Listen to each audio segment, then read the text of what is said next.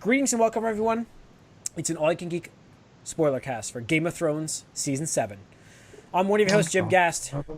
Boom, boom. Dun, dun, dun, dun, dun, dun. Joined by Corey Feinsod. Hey. That's all you have? Hey. Sure.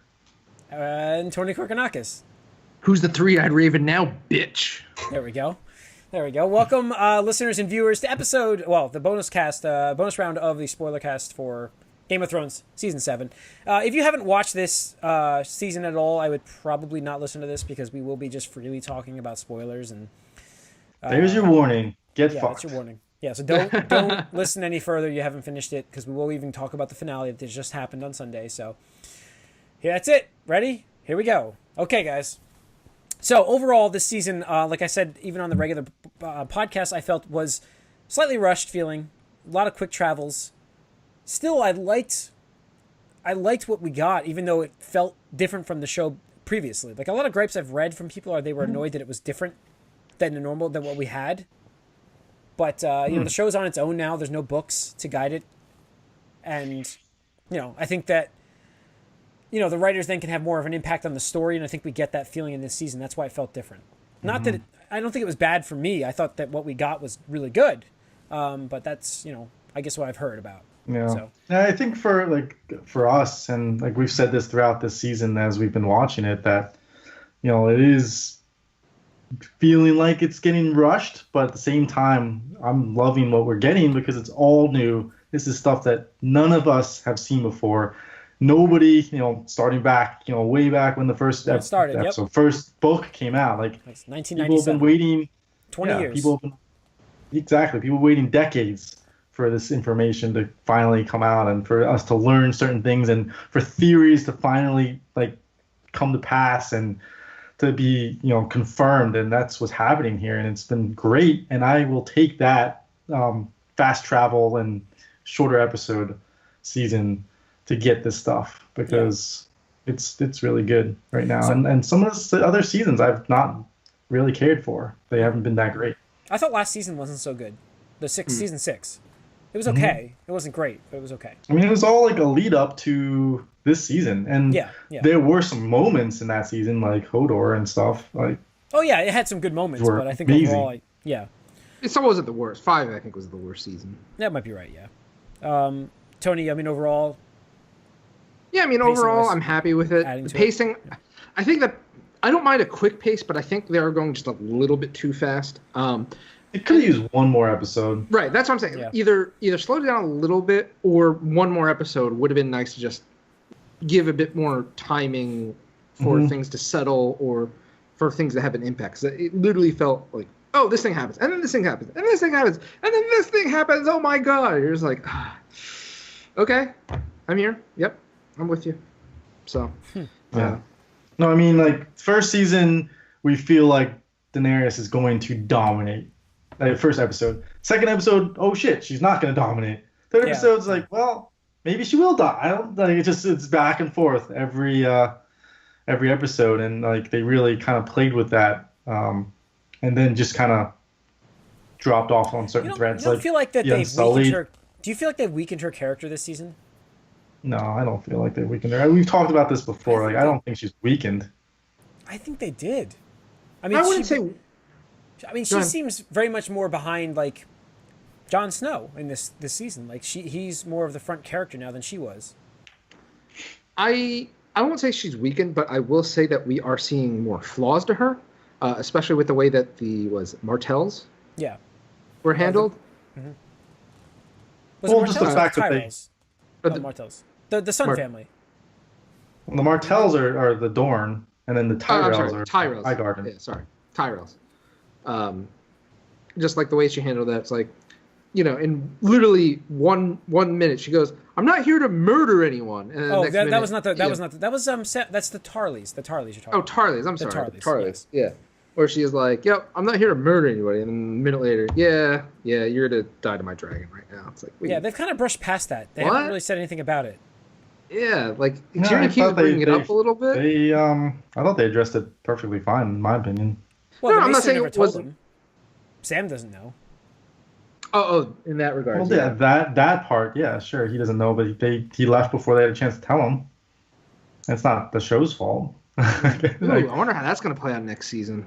I don't think he's going to care. Like I said, doesn't he hate his family? I mean, I don't know if he hates him. His dad hated him, but I don't know if he would hate his dad. And I don't think he said he hated his brother. Yeah, I was going to say, I don't think he hated his brother. Yeah. But, I don't know. Like, I felt like the first 3 episodes of this season were more of just people feeling a little out of character. Not that it was terrible, but the whole arc with Sansa and Arya, obviously finished fantastic, but it felt so out of place because we were all in the dark for it, you know. Like that didn't happen until like the second half of the season. So the first 3 episodes, it built from the beginning. When she got there, to Winterfell, it started building. Yeah, which she didn't get there till like episode 3, and then was it? And then 4 is when she was there. Oh, okay.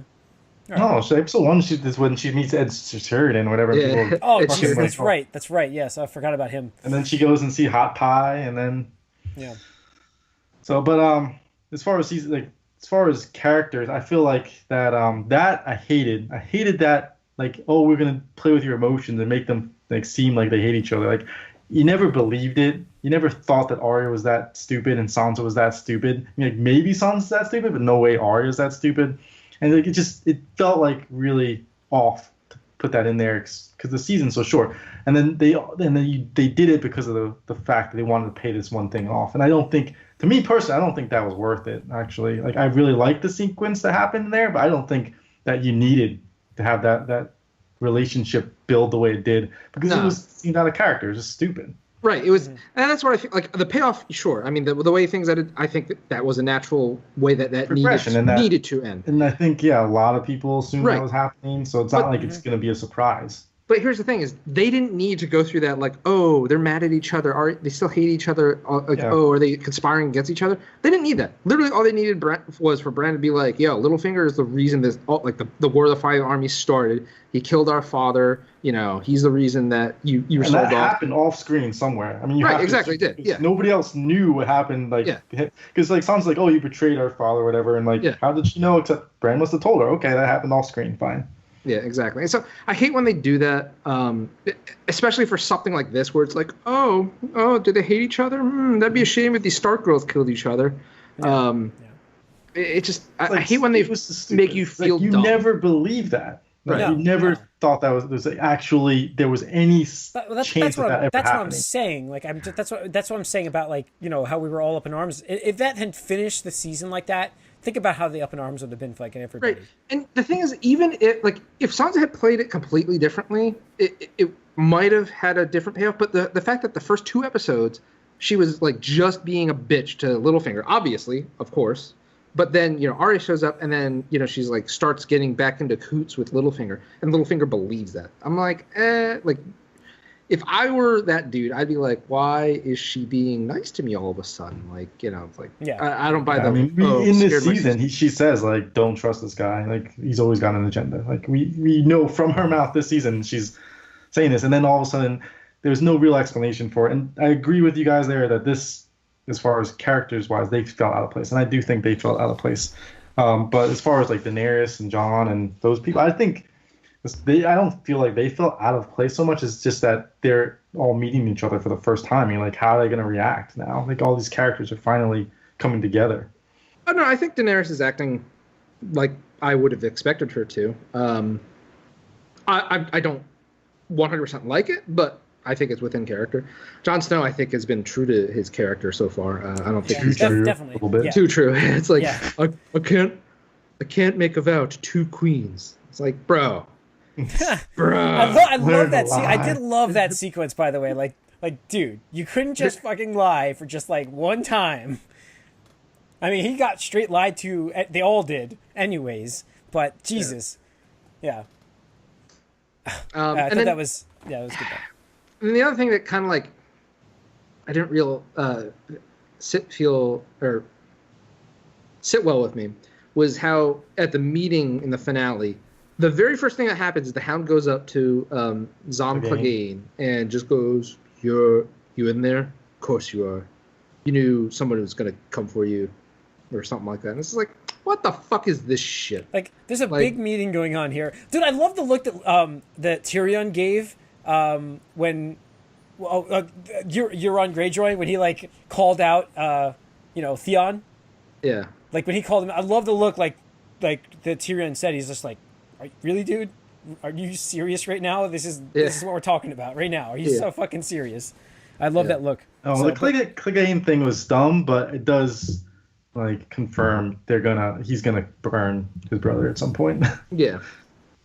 I mean, that's pretty much. I think that's the guarantee now that they confronted each other like that, and that's really the arc for his whole character. Is like, this is my purpose now, is to burn my brother. Yeah. So let's see. So going back a little, because we went go to the back. finale, I just wanted to address something that I thought was really weird, and that's the Unsullied. The last time we saw them, yes, thank you. They were on Casterly Rock, and surrounded. Their ships burned. Right, are gone. surrounded. Their ships are gone. They have nothing. Oh no! What are they gonna do? Like, they have no food. They have no nothing there because they knew that they were gonna come. And they were then surrounded. The next time we see them in the finale, they're just there. I can't find it. What the fuck? So what happened? Was that like she didn't send all of the Unsullied, and we didn't see. No, but little Grey Worm, Grey Worm was there. Grey Worm was at Casterly Rock because he was the one that was leading. I know he was at Casterly Rock, but was he in the finale there? And they did send all the Unsullied. It's not like they had a bazillion Unsullied. They sent them all to Casterly Rock. That's. I mean, they had like 10,000 Unsullied. You're not going to send 9,000. I mean, right. That's what I thought was weird because we saw Grey Worm, saw the Unsullied. Wait, they weren't trapped there though. They weren't trapped there, but where Casterly Rock on geographically, and where King's Landing is, and then where Daenerys is, and it's like, and their fleet was gone. The fleet was gone, yes, but that was the idea. They marched all the way to King's Landing. They left. Casterly Rock was just empty everything. Like they could just leave. They weren't like prisoners there. Right, but how did they get to King's Landing? Who? Because they're all from Essos. Who knew how to get to King's Landing from Casterly Rock? Oh, that's true. That's true. Yep. I didn't even think about that. You're right. It was just the weirdest thing because like they just dropped them completely, and then all of a sudden they show up in the finale in front of Casterly Rock, and then Unsullied are coming on their horses. It's like, wait, what? Yeah. We missed something, right? Yeah, it was dumb. And then just throwing that on, in the penultimate episode when they send Gendry, who we'll talk about in a minute. Like, oh, Gendry, go! You're the fastest of us all. You need to get back to the thing and send a raven to Daenerys. And he runs. Takes him all day and most of the night to get to fucking the wall. It is barely alive. Even if he sent a raven right away, it fucking reached where Daenerys was on. That's what I mean. That was the fast travel episode. That was just like, what? And then she gets the raven in the middle of the fucking night. And goes, I think somebody did like a thing where like how long would it actually take by actually measuring how fast ravens fly, and then like how fast a dragon could fly based on like a prehistoric animal that had the same wingspan. Yeah. And they said that if Gendry got there like at that night and sent the raven and then Daenerys went, it would have taken real world 48 hours minimum for her to get to where they were. Yeah. So they were sitting on that rock for 2 days? Yeah, no. I don't know. They were getting tired on that rock. Maybe they were on there for a while, but I don't know, 2 days. So, like, I understand it's a fantasy show and you have to have some suspension of belief, but that was hard to see. And then we talked about it too. It's like all they need to do was just get a dragon to come and pop down and grab one of those fucking whites and put them in something and they didn't need to send a group. The Magnificent Seven didn't need to go out there. No, exactly. The dragon could have just gone and grabbed one. Yeah, we talked about that. What was interesting though was like there's a theory that was the Night King's entire plan. Like he set this trap for them to come, which was pretty interesting because it does make sense that it was a trap that the Night King like orchestrated this entire thing so he could get the dragon. Because how else was he going to take the wall down? How does he even know a dragon's around? Yeah, that's what I was going to say. Like, how would he know the dragons exist? Because he's the Night King, and he does know. Did you guys see the theory about the Night King being Bran? Bran, yeah. It's weird. I don't understand. Like, maybe he's from a different universe? Oh, take a page out of the Warner Brothers DC universe? Multiverse theory? Well, did you delve into that theory at all? Not really. The only thing I saw was like they're wearing the same thing or So whatever, like the design. the theory is like, and the big thing was like someone tells him like you can't keep going back because you get stuck. And so the theory is he goes back in time to stop the Night King, and builds the wall. So he builds the wall as Bran the Builder, but that doesn't stop what's happening because he still sees that he's going to take the wall down. So he goes back again, to try to stop the Children of the Forest to create the Night King, but they don't recognize him because they haven't met yet in the future. So then they attack him. So then he has to go back again and wargs into the guy that becomes the Night King to try to stop becoming the Night King. But then when he gets warged in there, he gets stuck, and then he becomes the Night King because he gets stabbed or whatever. And now he knows everything that's going to happen in the future. So he's planning this whole thing out because he knows he can't take this wall down until a certain point in time, and he's just building his army. And that's an interesting theory. It's way out there. It is way out there. But it's actually kind of interesting. It is interesting. I don't feel like George George R. Martin would have thought of that. It's not his style with this it's show. Not his style. Yeah, it's not his style. If it plays out like that, cool. But it's not his style with the show. I don't think the book and the show will have a similar. I mean, they'll have like the key moments of characters and stuff, but the way things happen, I don't think it's going to be the same. Because obviously they're characters that are still alive that aren't alive in the books or in the movies or in the show. They're alive in the books and not in the show. Yeah. Right, not in the show. Yeah. Yeah. So. Oh man, so much stuff. I mean, there's a lot in this like finale that just leaves things to be questioned. But like, there's so much answers that we get to, which we. So I want to go back a little bit. One of the other things I really didn't like was when Arya did show up. Like the sparring match between her and Brienne was interesting, but I felt it was so. And I'll use this term again as we talk about a different character, but it felt very anime-esque. Like, oh, I haven't been seen in years, and I'd like to spar against you and, just test my strength. And it's like, little girl, like, blah, blah, blah. And then it's like, it's exactly the point in an anime where it'd be like, the character, like, just, like, disappears or, whatever, has the tip to somebody's, like, face or throat or whatever. And it's like, nani? Like, it's just like, what? Like, it's just like this power level is just huge and stuff like that. And just the way she just made Brienne look so incompetent, I really hated that because, I don't know, for me, I consider Brienne one of the top fighters of the current climate. I don't know how you guys. I would agree with that, but I really liked that scene because it was a way to show how far Arya's come in her training and how far she is, and that she is capable of taking down a character like Brienne, who is a top, warrior. So I thought I liked it because it really set up her character as being a dangerous threat. I don't know. Okay. I just feel like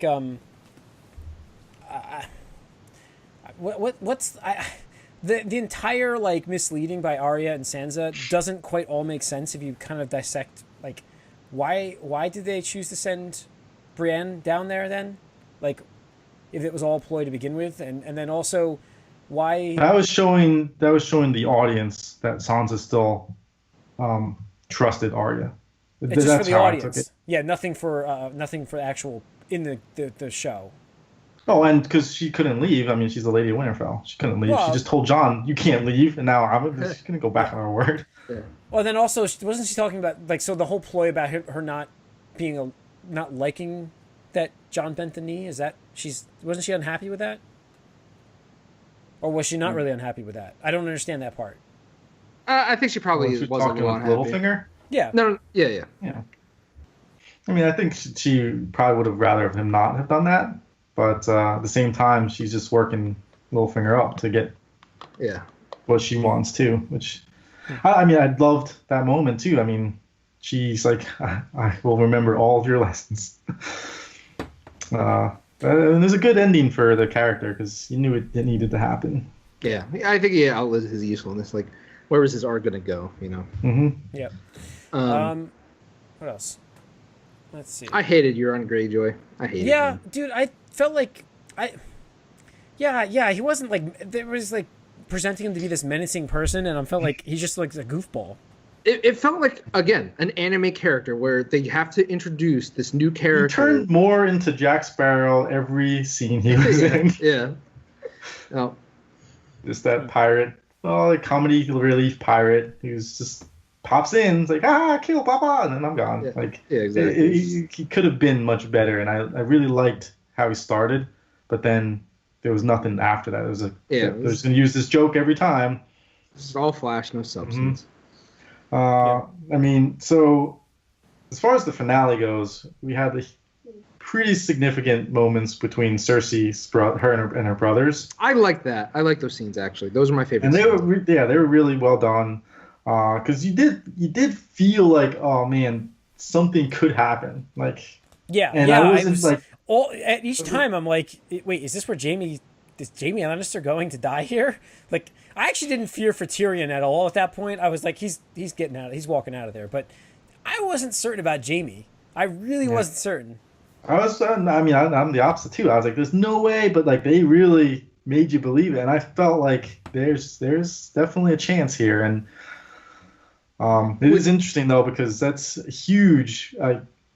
First of all, like the Tyrion thing, you think it's a huge moment for them because like, oh, he's convinced her somehow, and like he's got her like with the baby thing, and like we did it, and then. The Jaime, it's like really like she's gonna let him just leave like that. It's like wow, these are huge moments for her.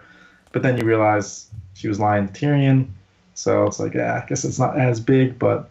And then that basically drives Jaime away, which is very interesting. Yeah, it is. The thing with Tyrion that I really liked was I don't know about you guys. My personal interpretation was Tyrion went there actually with the intention of dying. Because I felt like he wanted to die there to give Daenerys a reason to just take Cersei out real quick because she could have, and then just move on to the Night King. Because there's a point where he was almost like begging for her to order Zom Mountain to kill him.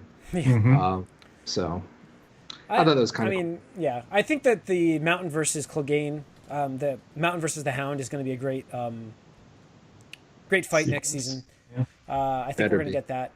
I think that what do you guys think about the dragon? You think that's going to be an issue for Daenerys? The Night King's dragon? The ice dragon, yeah. Yeah, I mean it's funny we call it an ice dragon, but it's like it doesn't breathe ice. It's a blue fire dragon, yes. The frost dragon, I don't know, but it's obviously it's going to be an issue. It takes down the fucking wall that stood for 8,000 years. Yep. What I see is I envision Bran working into the other dragon, not Drogon. Rhaegar or something. Rhaegar or whatever. I mean, his name is Rhaegal. Yeah, it's something based off of Rhaegar. Yeah. I see John riding him because I mean that's his dad's name.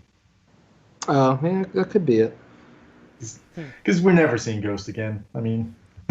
Dude, what the hell? Like, where is Ghost? If Ghost didn't show up to try to save his life there, it's not happening. He's right. He's right. It's not. Well, the budget's blown on the dragons. You're not getting a freaking wolf again, which is kind of disappointing. I don't understand how Game of Thrones doesn't have like not a completely blank check, but like pretty, okay, we'll give you a wolf. You have a black card, man. Come on. Right. Exactly.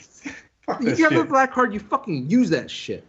Why even introduce the wolves to begin with then? Like, why? You know what I mean? That was a big mistake. They didn't realize how big this was going to be. Like they just follow in the books and then like, oh shit, this is bigger than we thought it was going to be. Now we got to do this whole thing but we really can't use the wolves, so we kind of have to phase them out a little bit. It's such a shame.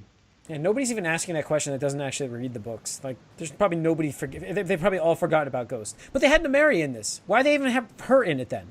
It was basically that was to me what they did there was like saying goodbye to all the wolves. It's like, well, we're saying goodbye to the wolves. This is not their fight anymore. Yep. It's like, all right, I guess we're Arya now. We're saying goodbye. Yeah. Super disappointing.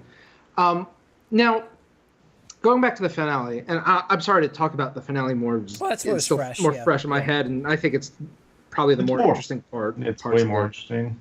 So at the end, all right, really quick. What I didn't like was the revelation that we have all been waiting for confirmation of, even though like we all kind of like knew it. I teased this in the movie cast. This moment here. Yeah, but like we've been waiting for the whole confirmation that Jon Snow is the son of Rhaegar Targaryen and Lyanna Stark. Yep.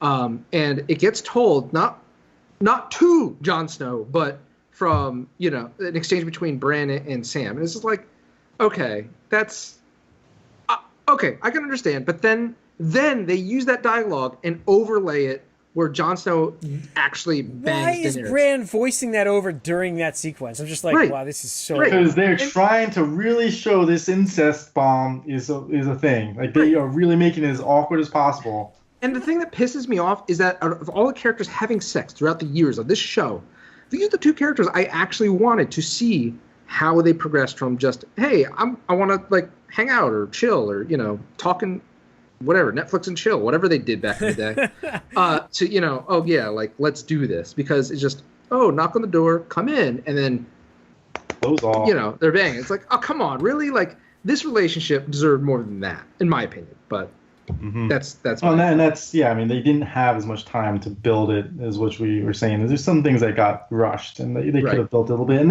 they have been hinting at it like hardcore this entire season. As soon as they met, it's like, all right, there's a little tension there, and then it's like getting closer, get in that cave, get a little longing looks at each other, and like Davos says it a bunch of times, like, are you looking at her chest or whatever? Yeah. It's like, or Tyrion says that, whatever, and it's like everybody's been saying it, everybody's been talking about it. It's like, and like it's gonna happen. So it was really weird, but they really want to hit home that this is like an incest bomb that's gonna blow up in their face, and what is gonna happen? It's like, this is the cliffhanger for season 8, and it's like, oh no, how are they gonna take it? But like, it was just the weirdest thing, because Bran is like a show killer, and with pacing, and like he just can destroy everything that you're trying to build, because he can just tell you what's going to happen or what happened, and he can see it. And it's like, all right, well, I guess he has to be looking for it to actually know about it, because he didn't know about it. They showed us there, yeah. But then like he's sitting there like looking in the past the whole time. Convenient. It's just like, I have to tell somebody, I have to tell Jon about his heritage or whatever. Like, and I remember you. I'll tell you now. Even though my sisters have been here for however long I've been here, I could have told them, but I'm not going to tell you. I'm going to tell the Sam guy, because he looks like an upstanding guy. Oh, and just so happens he came from the Citadel and had all these this knowledge about these maesters, and it's like really? Yeah. And so happened to remember the one line that his Gilly woman said. Gilly said, he transcribed everything, and he remembered that also. Yeah, that was. But that tease was for us, I think, with the Gilly thing. Was Yeah, I just didn't like how they handled it. That has been like the theory for like 15 years. Forever. People have been like. But like for that way to be dropped, like, or confirmed, I'm just like, I think we could have done that better. But aside from that, what was up with Tyrion just standing in the hallway, just fucking? I was trying to read looking longingly. Like, what was up with that? I was trying to read director reactions to that, and I got to read something where the guy was like, well, they left it up to Dinklage to make that sequence whatever he wanted, and I guess he treated it like the guy's always planning ahead, and this sequence that just happened, he's like, this isn't good for everybody. Like, this is not good, because he's already thinking about the consequences that have to come from this, not knowing about the news, but just thinking about like this alliance. Obviously, if he knew the heritage and stuff, that would be totally different. But because he doesn't know that, I don't see why he's concerned, or what is concerning about this. Like, she is the queen. She will probably have a king. And if they can't have children, that's fine. But like Jon says, you're taking the word of some crazy bitch who wanted you dead. Okay. Yeah. I think you could probably find some better sources on that. So it's like, I don't know. I'm struggling to figure out why he's concerned for this. Like, you're bringing the North into like this whole thing. Like, it feels like this is the easiest answer, because the whole thing was like, ooh, the Northerners don't want to be ruled by a Southern person anymore. But it's fine if our Northern Lord marries the Queen. They're both whatever. It's the same thing. I think. Here's my personal opinion, and I actually want your guys' opinions on this, or feelings. I actually think Tyrion is going to betray Daenerys, because going back to the scene where he was talking to Cersei, and he was trying to like play it out logistically, logically, appeal to her emotions, even Jaime, like just to get her to agree to this. Like, for once, please put aside every grudge, every thirst for power or survival, like self-survival. We need to do this as like, you know, a species, as a civilization, whatever you want to call it. And she just wasn't having any of it. And then the scene cuts, and then all of a sudden she's like, okay, yeah, I'll join this treaty or alliance, whatever you want to call it. And nothing was ever talked about why she did it. Obviously, we know she's like, yeah, I'm not doing that shit. Like, you know, I just told him that. But why, you know, she wanted to get something from Tyrion, obviously. So I'm thinking that she made Tyrion promise to do something bad to Daenerys. Oh, maybe. Maybe. Because I think she might be trying to guilt trip him too, and saying like, okay, you said you're really sorry about everything that happened to my children. I'm pregnant because he called it out. If that's true, then I want you to put my new baby over Daenerys. I don't know. That's the only thing I can think that really makes it. I kind of heard this theory a little bit. Oh, did you? Go ahead, Jim. The only thing I think curveball here is Jaime's no longer with her, and that's who he's really aligned with. Yeah, but he doesn't know that yet. No, doesn't. But so like I've seen people that kind of have similar like thoughts there, Tony, about Tyrion being like the traitor, and a lot of people have been saying there's a traitor in Daenerys' camp this whole season, and we haven't seen it yet, obviously. But for me, Tyrion, I don't see it just because somewhat what you said, Jim, but just because he hasn't had a relationship with Cersei that would just all of a sudden flip the switch like that. There's like, why would he all of a sudden just flip on that? Because his whole thing is he's joined Daenerys because he wanted to see the world become a better place. How do you do that if you take her away? Now, here's the thing. I know he said that, but really, for that part to me does not align with who I know as Tyrion. I don't believe Tyrion really cares about making the world a better place. Yeah, I mean, he may not, but he knows it's going to be a better place for him without Cersei in it. Sure, absolutely.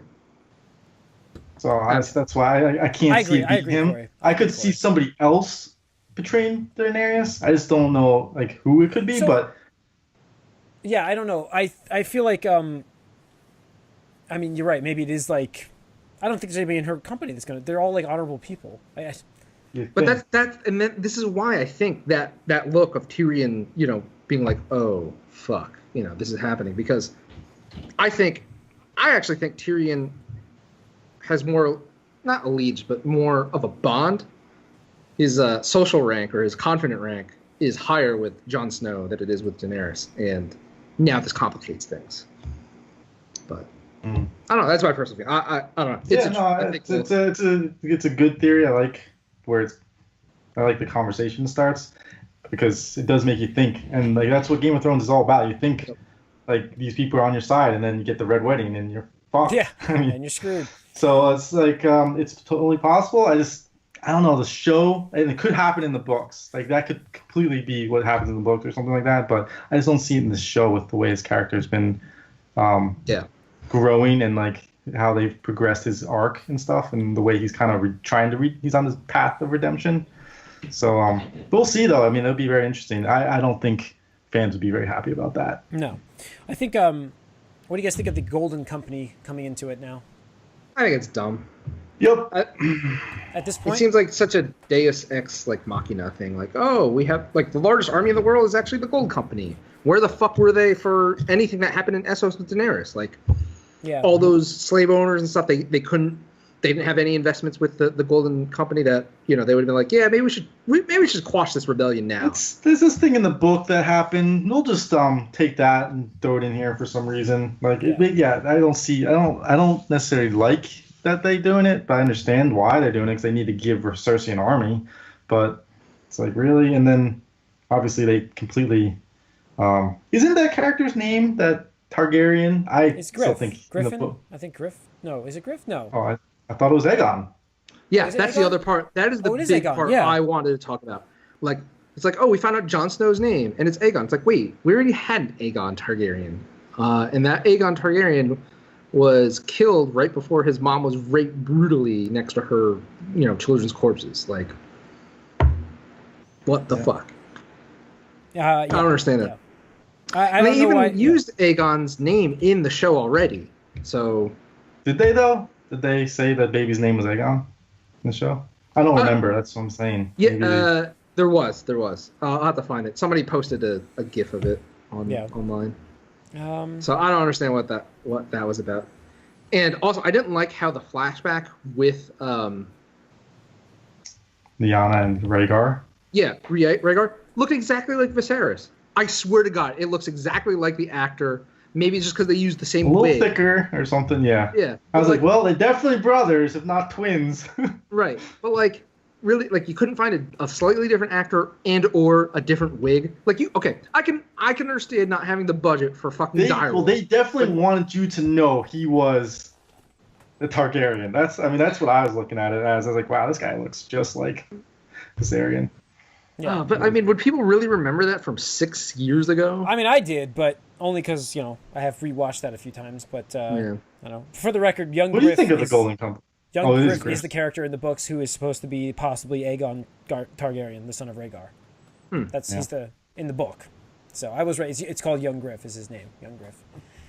He's a Targaryen, so they're not obviously bringing another Targaryen into this. There's no way. I don't know why. In the books. Let's just go off the show for 1 second. I have no idea why he's in the books. Actually, no, I think he's fake. I think he's fake.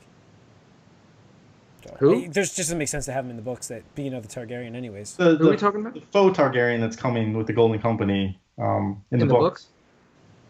I honestly don't even remember that. So. Oh no, that's what Tyrion's with. Well, that's how he gets that. That's how he gets the Westeros. No, Easteros. Oh, Easteros. Jeez, Easteros. Yeah. Okay. Yeah. So what else we have here? We talked about all that. I mean, yeah, overall good season, I guess. Like I said, it was very quick. It sucks we have to wait 2 years for the next season, possibly 2 years. I don't understand that. I really don't. Like, have they given an explanation of why there's going to be such a long gap? Long production times with special effects production. How? How can it possibly take that long? Money. HBO has to be the stingiest fucking company in the world. Like, I just don't understand. Like, you can't tell me that these special effects are beating out like the top Hollywood special effects. All I know is they're going to be doing like an hour and 20-minute episodes. Apparently, dragons look awesome. I love dragons. I mean, I'm fine with the 7 episodes. I would have liked one more episode, but if we got shit-looking dragons, that would have been very upsetting to me. Yeah, but I mean, I don't want to wait 2 more years. Like, I've waited enough for this fucking series. Well, I'm talking about this season. I'm not talking about next season. No, I know. Yeah. I'm talking about next season because I want that shit next year. If it doesn't happen next year, I'll be pissed. Yeah. Anyways, so yeah, overall, like I said, like the season. Anything else you guys want to discuss real quick? I mean, I really think that it's a very big thing that Jaime's heading north and that he left Cersei. Yeah, left Cersei. Because now Cersei is basically, in my opinion, she is the actual big bad of this, more so than the Night King. Because I think they're gonna deal with the Whites, and then you have to deal with Cersei. I don't think you deal with Cersei first, because the Knights, the White Walkers are beyond the wall. They're already there. So depending on how far ahead we jump, because it could be like 3 months later. Who knows when that season 8 starts? Depending on how far they jump, and I'm assuming they're not going to jump very far just because we just got the boat sex. Yeah. And you're going to want to find out what happens right after that. But you don't know that Cersei's not going to help you. So you're starting this war with the Whites first. Yeah. And Jaime's going to come and tell you, oh, shit, you guys, things aren't happening. Like, she's betrayed us all. But now we're dealing with it. This is happening. Like, the Whites are here. You can't stop it. So that's going to have to be dealt with first. And then I think you deal with Cersei in the later episodes. Yeah. Which I would prefer it to be the other way around. But it makes sense, though, because you kind of get the cleanup with the White stuff. And then you kind of have the political side, I guess. It would feel really bad to do it the way that you just outlined it. And I think it will play out like, oh, yeah, the biggest thing that we've been teasing since episode one gets resolved before the Cersei plot line. Like it just feels like I mean that again, like saying I agree with you completely. I think that that's the worst possible scenario, and like I do not want to see that. But with Jaime leaving, how could you not see that being the case? Well, so the one exception is I can see Jaime meeting up with them. Yeah, obviously it takes a while unless they're using fast travel, like they did this You guys season. don't think that Arya takes care of Cersei? I always thought Cersei was going. I always thought Arya was going to kill Cersei, or Jaime was going to kill Cersei. I always thought one of those two were going to. I could see Jaime stopping by Winterfell on the way north, just telling Arya and Sansa what's going down, and Arya either alone or more likely somehow the Hound gets involved because he's got to take out Clegane. There you go. A little Hound Arya team up, yeah. Yeah, something like maybe that. Maybe the Magnificent Seven rides again. Yeah, we'll see.